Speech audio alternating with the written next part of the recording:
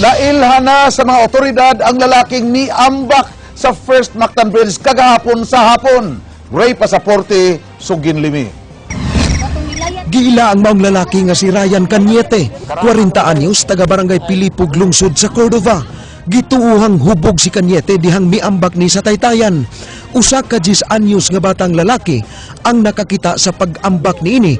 Hinungdan nga natabang dayon kini sa mga tao nga nagpuyo sa Sitio Aruma sa Barangay Paho, ilawom nga bahin sa Taytayan. Layat siya. Layat siya? Niya? Dagan ko.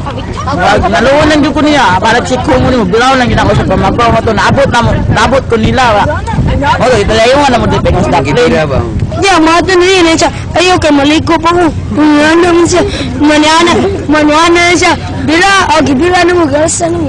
Lakip sab nga miresponde ang field training police nga si Mario Tixon nga mao'y mitawag sa Irofcon Emergency Rescue Unit Foundation.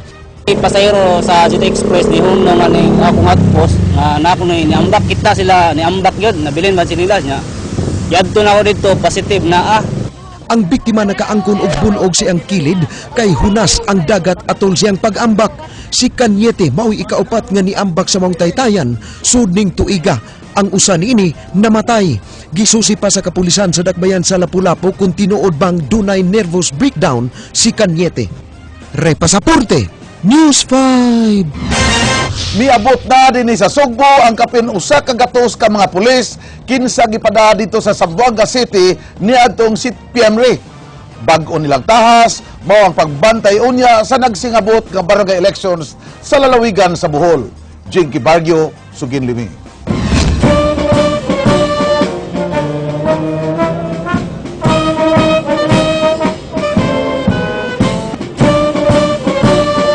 Sakay sa C-130 plane nga iya sa Philippine Air Force, nangabot pasado alas 8 kaganihang buntag ang mga pulis nga sakop sa Regional Public Safety Battalion nga mao'y gipada sa Zamboanga City sukad niadtong Setyembre 11 isip augmentation troops sa gubat tali sa mga sundalo ug MNLF Miswari faction.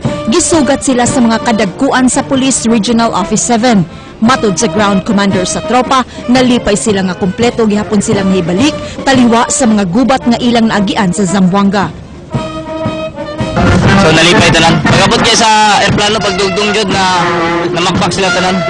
Kaya nang syagit ba sa kalipay. Biggest na accomplishment na mo that we are part of the peacekeeping team that was brought to Zamboanga. Kaluyan sa Ginoo nakauli mi diri kompleto tanan.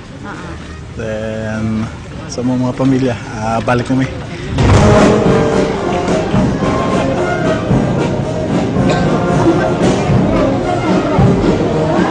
Pag-abot sa PRO 7, gihatagan sab ang mga pulis og medalya ng kagalingan tungod sa kaisog ug sakripisyo nga ilang gipakita. Gisugat siyang asawa si PO1 Pablito Lantaka Jr. kinsa mibati og tumang kalipay nga human sa kapin dulan duha ka buwan karon pa lang sila nagkita.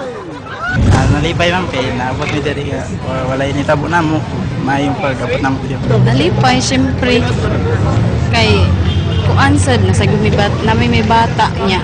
Una-una sa gumbasig unsa siya dito. 30 minus 1. Strong mga members. Matod sa hepe sa PRO 7 nga tahas karon sa mga pulis mo ang pagserbisyo na sabunya sa nagsingabot nga barangay election sa lalawigan sa Bohol. Not necessarily, but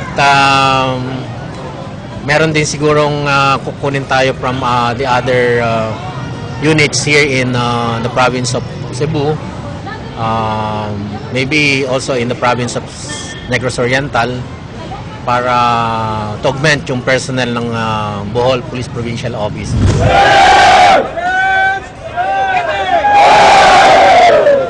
Jinky Bargio, News 5. Giimbestigar na ang pulis nga sakop sa Station 2 nga nasapang wa sa iyang pwesto kaghapon atol sa pagduaw sa hepe sa PRO 7 sa mga tunghaan nunot sa pagbalik sa klase. Ang Investigation and Detective Management Branch sa Cebu City Police Office mao'y gitahasang muhimo og pre-charge evaluation batok ang PO3 Ariel Dikdikan. Matod ni Police Chief Inspector Eileen Recla, napalgan si Dikdikan nga sadan sa salang simple neglect of duty. Sidikdikan giingon nga wala sa City Central School sayo kaghapon diyang mibisita si Police Chief Superintendent Danilo Constantino pagsusi sa seguridad sa mga tunghaan. Kung duty sila og 6 o'clock, dapat tumugikan na sila sa ilaw alas 4. Kung layo mong gani. So, para na dili reasonable. To be sanctioned yun siya. Pero ang jurisdiction pa lang. Gi-turn over na sa kapulisan sa Waterfront Police Station ngadto sa Bureau of Immigration ang 23 ka mga Chinese nationals nga ilang nadakpan kagahapon atol sa ronda human gikatawong iligal nga nagpuyo dinhi sa Sugbo. Matud ni Police Chief Inspector Wildemar Tew sa Station 3 nga ilang gironda ang 138 mall kagahapon tungod sa report nga daghang insik ang way mga papeles. Sagad kanila mga tourist lang apan uban nagnegosyo na dinhi sa Sugbo. Wala hinuon mitumaw ang kasamok human sila mikuyog sa mga pulis ug sa mga sakop sa BID. They enter here as a tourist but they don't have a working visa to do business. Natay gamay pictures. Gikasabmuyo ni Police Chief Superintendent Danilo Constantino ang gihimo sa usa sa iyang mga sakop human kini nag-AWOL kung nag-absence without leave dihang gimanduan silang paadtuon sa hulo sulo aron maoy magsilbing Board of Election Tellers. Jinky Bargio, Sugin Limi. Atol sa accounting of personnel sa mga sakop sa RPSB nga nangabot kaganiha, usa ka pulis ang wa mitubag dihang gitawag ang iya ngalan. Siya si PO1 Nino Nito Dahili nga lakip sa 130 ka mga pulis nga gipada sa dakbayan sa Zamboanga. Giingong miawol kini dihang nahibaw-an nga ipada sila sa Hulo Sulu aron magsilbing Board of Election Tellers sa nakalabay nga piniliay sa barangay. Tungod niini usa ka pre-charge evaluation ang gihimo sa kapulisan batok niya subay sa kasong abandonment of post. Kinausap ko na si Superintendent Guy Ranod to immediately conduct pre-charge evaluation against the subject police non-commissioned officer. Dugang ni Constantino nga posibleng mag-atubang og kasong administratiba si PO1 Dahili. Nasayran nga bisan og wa siya tuguti nga mo absent sa maong dakong kalihukan, nagmagahi gyapon kini og giingong tuan na kini karon sa Sibunga sa kampo sa RPSB.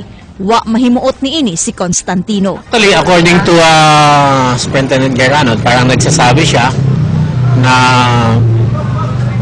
aalis siya o uuwi siya. Of course, hindi naman siya pinayagan kasi nga i-deploy pa sila sa Sulu Province.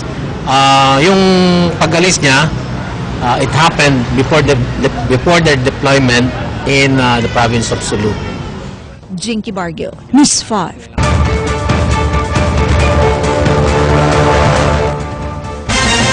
Nipasidaan ang Mines and Geosciences Bureau sa mga residente nga nahimutang sa mga mountain areas nga magbinantayon o mupahawa na lang hinuon sa ilang panimay aron malikay sa kadaot nga dala sa gibanabanang super typhoon karong Biyernes.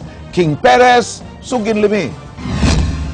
Ang Typhoon Yolanda nga dunay gibana-banang gikusgon nga kapin 200 km matag oras gipanglantawan nga moagi sa Kabisayan lakip na sa Northern Cebu. Matud sa MGB7 kon Mines and Geosciences Bureau nga delikado ang mga namuyo sa mga landslide prone areas kun moigo ang kusog nga bagyo ilabi na sa Sugbo ug Bohol nga dunay daghang liki ang yuta tungod sa linog. Lakip niini ang Tagbilaran City ug laing 13 ka mga lungsod nga mga quake hit areas nga posibleng makasinati og landslide ug pagbaha atol sa bagyo. Sa probinsya sa Sugbo, mahimong muhulpa ang yuta sa pipila ka mga barangay ug sitio sa dakbayan sa Sugbo, Naga, Balamban, Toledo, Pinamungahan, Asturias, Katmon, Dumanhog, Ronda ug tanang bukirang bahin sa dakbayan sa Talisay. Samtang 5 ka barangay sa dakbayan sa Sugbo, 7 ka barangay sa Mandaue City ug 8 ka barangay sa Naga City ang mahimong makasinati og dagkong pagbaha. Paymangno sa MGB7 nga magbinantayon gihapon ang mga residente nga namuyo sa bukid bisan og wa kini labot sa landslide prone areas. Limestone ang kasagarang komposisyon sa yuta sa Sugbo ug Bohol nga daling mohumok kun mabasa. Ang mga steep slopes or hilly areas dunay mga fractures ang gitawag natong tension cracks. So, ma-advise yung dili sila patuon dito kay delikado man na. Basig mo slide pa to. Portion naman yung ni-collapse karon no? Dugang sa maong ahensya nga igo lang silang muhatag og impormasyon bahin sa landslide ug flood-prone area sa mga local government units. Actually, we issued already an advisory to the local officials. King Perez, News 5.